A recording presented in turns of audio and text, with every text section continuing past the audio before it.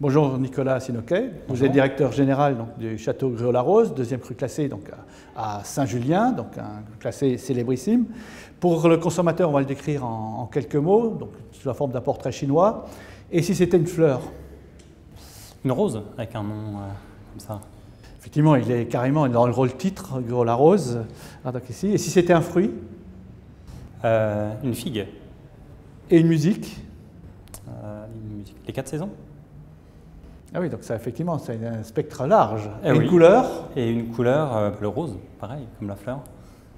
Et donc là, ça commence à nous dresser un peu le portrait donc, du château Gruaud-Larose. Alors comment est-ce que vous définiriez le style du vin?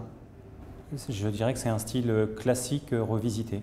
C'est-à-dire qu'on s'attache à faire un vin de facture classique, de garde longue, tout en utilisant des moyens qu'on a maintenant à notre disposition, à la fois techniques et puis des méthodes culturales plus en ligne avec notre époque.